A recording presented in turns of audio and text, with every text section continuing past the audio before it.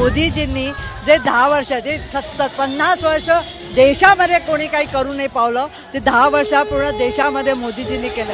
वाराणसीतून या यूपीतून पुरे एकदम लीडने आहेत, पुरे इंडियातून 400 पार आहे. समोरची कोणतीही विपक्षी पार्टी उभे राहणार नाही. गेल्या 10 वर्ष अजूनही 10 वर्षात पुऱ्या आमच्या बनारसचं रूपरेखा पूर्ण बदलून टाकलेली आहे. पंतप्रधान नरेंद्र मोदींच्या वाराणसीतील रोड शो मध्ये एक वेगळ्या स्वरूपाचं सोशल इंजिनिअरिंग पाहायला मिळते आणि विशेष म्हणजे काशी वाराणसीतील जो मराठी समाज आहे तो सुद्धा पंतप्रधान नरेंद्र मोदींचं स्वागत करण्यासाठी त्यांच्या रोड शो मध्ये सहभागी होण्यासाठी मराठी परंपरेने महाराष्ट्राच्या परंपरेने नटून थटून या संपूर्ण रोड शो मध्ये सहभागी व्हायला उत्साहाने सज्ज झालेला आहे. आपण थेट त्यांच्यासोबत बातचीत करणार आहोत की काशीतील मराठी माणसाला मराठी व्यक्तीला पंतप्रधान नरेंद्र मोदींना पाठिंबा द्यावासा का वाटतो, किती वर्ष झाली ते सगळे काशीमध्ये आहेत आणि मोदीच मराठी माणसाला काशीतल्या वाराणसीतल्या सुद्धा का आवडतात. आपल्यासोबत विशाल पाटील आहेत जे इथल्या मराठी समाजाचे, संतोष पाटील आहेत जे या मराठी समाजाचे अध्यक्ष आहेत. आपण त्यांच्यासोबत बातचीत करणार आहोत. संतोषजी, काय सांगाल, महाराष्ट्राचे जे काशीमध्ये वाराणसीत राहणारे लोक आहेत ते सगळे मोदींना पाठिंबा का देत आहेत, मोदींचं स्वागत करण्यासाठी उत्सुक आहे? कारण की जी 10 वर्ष झाले जे आमच्या प्रधानमंत्री सांसद आहेत त्यांनी जेवढं काम केले की विचारायला नको. 10 वर्षात पुऱ्या आमच्या बनारसचं रूपरेखा पूर्ण बदलून टाकलेली आहे. तर मग आता आपल्यासोबत जे इतरही मराठी भाषिक लोक आहेत हे सगळे किती वर्षांपासून वाराणसीत राहणार आहेत, वर्षानुवर्ष वाराणसीत राहणार? वर्षानुवर्ष 2 पिढी 4 पिढी, कोण 20 वर्ष, कोण 40 वर्ष अशी राहतात.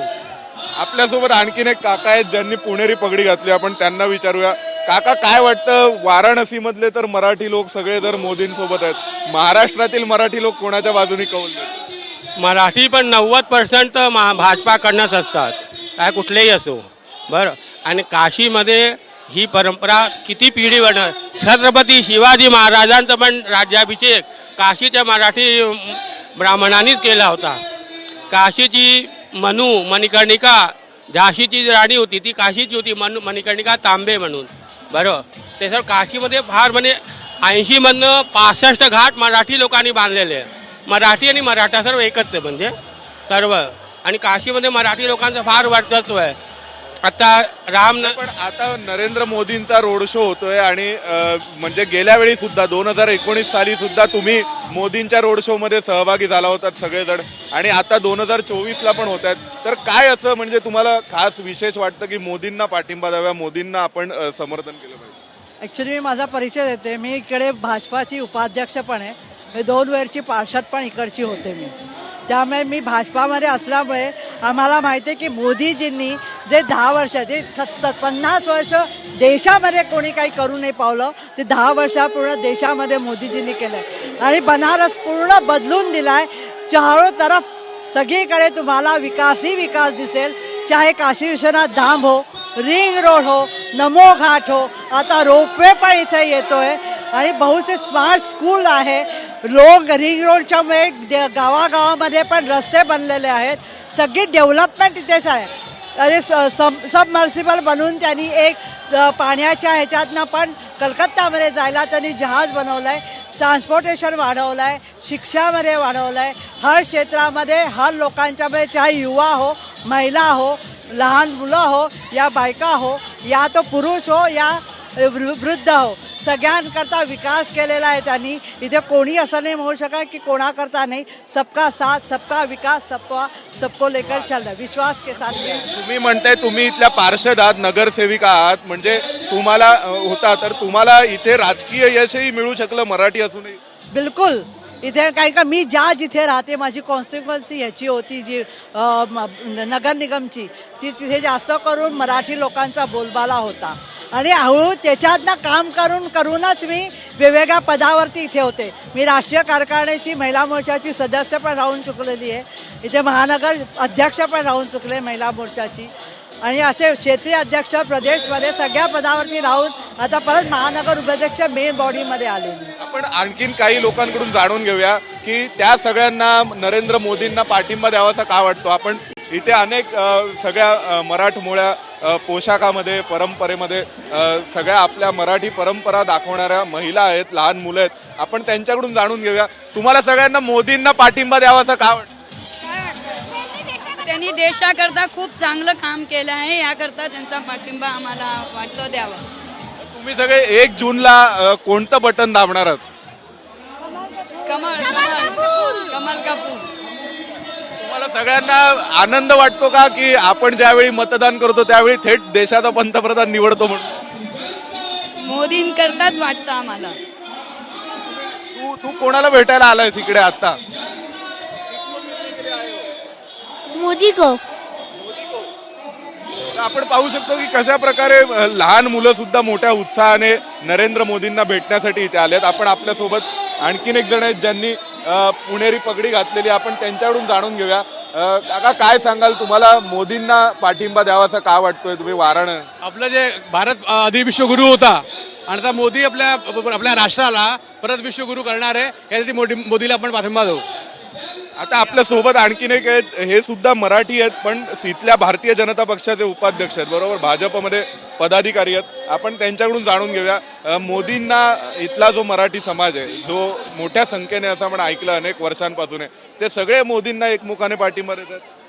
मोदीला याच्याकरता पाठिंबा देता की मोदीनं काशीकरता जे केलं आणि आपल्या देशाकरता आपल्या राष्ट्राचा गौरव पूर्ण विश्वमध्ये त्यांनी वाढविला आहे. म्हणून करता आज आपले इथले भारतातले लोक विदेशामध्ये असतात तर ते बड्या गर्वाने जाऊन म्हणतात की आय एम इंडियन, मी भारतीय हो, आणि त्यांना त्याचा सन्मान मिळतो आणि त्यांना जे आहे ते ओळखलं जात आहे. आणि कोणत्या देशामध्ये ही स्थिती नाही आहे हे मोदीने करून दाखविलेलं आहे. तुम्ही कुठून आहात मूळ? मी सांगली डिस्ट्रिक्टवरून महाराष्ट्रातून आहे. काय वाटतं यावेळी मोदी किती लीडने निवडून येणार? वाराणसीतून या युपीतून पुरे एकदम लीडने आहेत. पुरे इंडियातून इंडियामध्ये 400 पार आहेत. आणि युपी मध्ये किती येतील? युपी मध्ये तर विपक्ष आहेच नाही.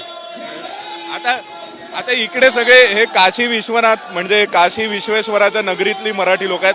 आपण तुम्हाला सगळ्यांना जरा महाराष्ट्राबद्दल पण प्रश्न विचारूया. महाराष्ट्राबद्दल तुम्हाला काय वाटतं, तुम्ही सांगा सगळेजण थोडक्यात. महाराष्ट्रात मोदींना किती खासदार मोदींचे निवडून येतील? 100मध्ये 90% तिथे आपली सीट निघत आहे. का की मोदीचं जो साम्राज्य आहे ते नुसतं एक क्षेत्राविशेषमध्ये नाही, अखंड बहुराष्ट्र भाषामध्ये आहे. म्हणून महाराष्ट्र तर आपला गडच आहे महाराष्ट्रीय समाजाचं, म्हणून त्याच्यामध्ये काही शक्यच नाही. विविधता जरूर असेल पण मराठी समाज कुठेही एकीकडे जसं म्हणतात ना आपण भंग होत नाही. म्हणून मोदीच्या नेहमी पाठीशी राहील. आणि काशीमध्ये विशेष करून जनसंघापासून मराठी समाज भाजपाच्या आणि जनसंघाच्या मागे उभा आहे. आणि मोदीचा आज 10 वर्षामध्ये ते जे स्तंभ उभं झाला त्याच्या मागे जे 50 वर्षाचा इतिहास आहे, म्हणून आज हा 10 वर्षाचा आपल्याला साम्राज्य भेटू शकला आहे. आणि पुढे पण असंच विचार, समोरची कोणतीही विपक्षी पार्टी उभे राहणार नाही गेल्या 10 वर्ष अजूनही. जी महाराष्ट्रात अनेक लोक म्हणतायत की वेगवेगळे फॅक्टर आहेत, सिंपती आहे, कोणाला सहानुभूती आहे. 42 सीट आपल्या निघणार आहेत महाराष्ट्रामध्ये. काय ते भाजपच्या 42 सीट टोटल एकत्र मध्ये सगळ्या 42 टोटल सीटा निघणार आहेत. आपल्यासोबत आणखीन एक जण आपण त्यांना विचारूया. तुम्हाला पण काय वाटतं महाराष्ट्रामध्ये काय होईल यावेळी? महाराष्ट्रामध्ये एवढा कसं आहे, आज जी शिंदे साहेब आहे ती आणि मोदीचं जी एक लहर आल्या आणि मोदीनं जी विकास केलेला आहे ती महाराष्ट्राच्या जनजनमध्ये दिसत आहे. आणि ती आज मतदानमध्ये ती दिसून येणार आहे. आणि यंदा मोदीचं जेवढं गठबंधन क्षेत्र आहे सगळं निवडून येणार आहे ती तिथं. आपण आणखीन एक प्रश्न असा आहे की यावेळेसचा जो रोड शो आहे आणि गेल्या वेळी सुद्धा तुम्ही सगळे 2019च्या रोड शो मध्ये सहभागी झाला, तर तुम्हाला काय म्हणजे काही बदल जाणवतोय का? काय फरक वाटतोय गेल्या वेळेस?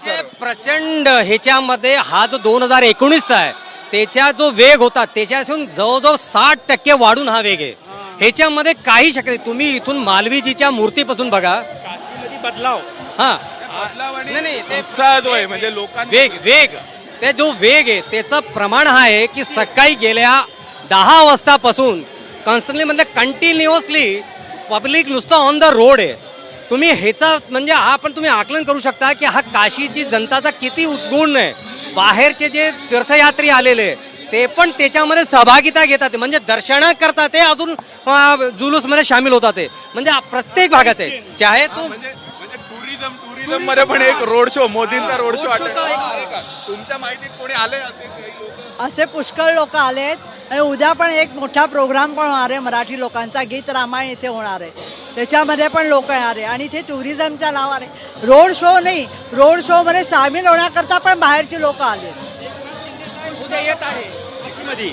एकनाथ शिंदे साहेब स्वतः प्रधानमंत्रीच्या नामांकनमध्ये सम्मिलित होऊन आणि काशी दर्शन आणि मराठी समाजाला पण भेटून आणि इथनं आपले भारताचे यशस्वी प्रधानमंत्री त्यासनी साथ देऊन नामांकन करून आणि काशी विश्वनाथजी आणि कालभैरवजीचं एकनाथ शिंदे साहेब दर्शन पण करणार आहे ती. आता तुम्ही या रोड शोचं महत्त्व 2014 पासून आहे. 2014 मध्ये आम्ही प्रधानमंत्री कोण जिंकणार होतो, सांसद आमचे प्रधानमंत्री बनणार होते म्हणून लोकांचा उत्साह होता. 19 मध्ये त्यांनी जे सबका साथ सबका विश्वास दाखवला त्याचं हे बघून आणखीन संख्या वाढली. हे आता सबका साथ सबका एक गॅरंटी झाली, त्यामुळे लोक ते बघायला म्हणून आणखीन संख्या वाढली. दरवेळेला त्यांचं हे वाढतच चाललेलं आहे. कुठेतरी आठवत असेल 2014ला काशी वाराणसीतच पहिल्यांदा रोड शो ही आयडिया आली होती आणि तिथून ही सगळी कल्पना सुरू झाली. नामांकनच्या वेळेला, त्यांच्या नामांकनच्या वेळेला इतकी भीड झाली होती की ती भर जागा नव्हती आणि तेव्हापासून तो रोड शो म्हणजे काय हे सिद्धांत झाला आणि तेच एक रोड शो एक मजबूत येऊन गेली. काशीचा रोड शो एक परंपरा झाली, परंपरा होऊन गेली. पूर्ण काशीच नाही, पूर्ण देशामध्ये होऊन गेले रोड शो.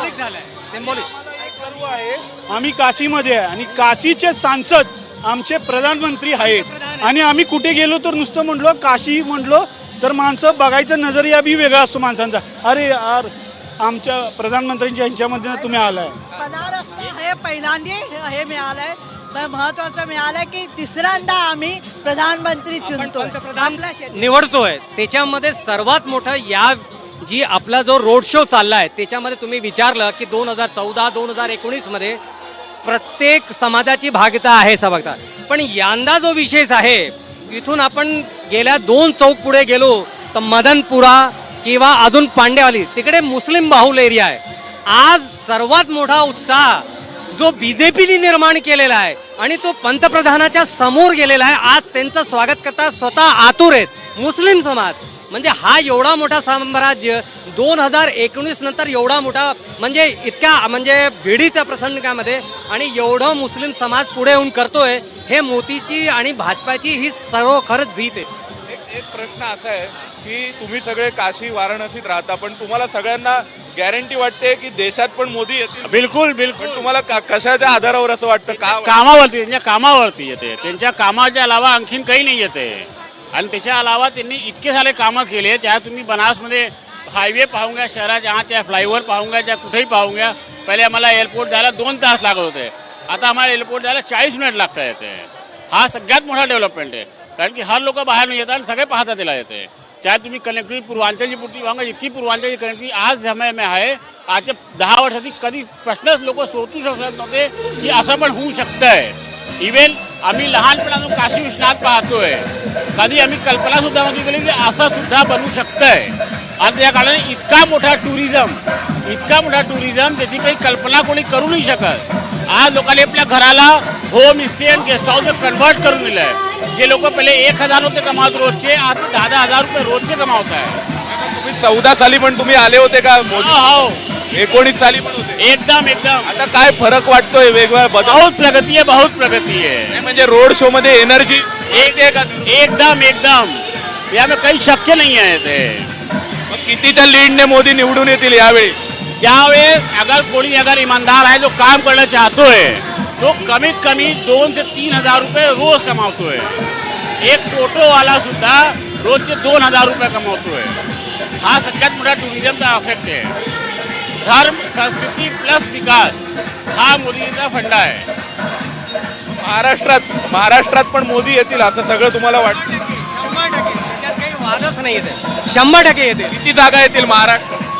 आपली जेवढ्या जागा आरामशीर.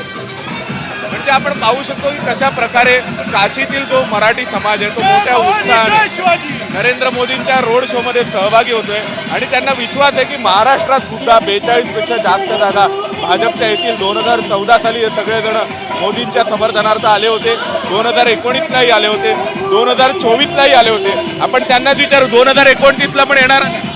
2029 हा 2029ला पण रोड शो म्हणजे त्याच्यामध्ये काही ऑप्शनच नाहीये, ऑप्शनच नाहीये काही. 2029ला पण हे सगळे जण म्हणजे 80 2029ला सुद्धा हे सगळे जण पुन्हा एकदा मोदींचा अर्ज भरण्यासाठी येणार असा विश्वास त्यांना आहे. व्हिडिओ जर्नलिस्ट प्रवीण दीक्षितांचं सोमेश कोलगे, एबीपी माझा, काशी वाराणसी. एबीपी माझा, उघडा डोळे बघा नीट.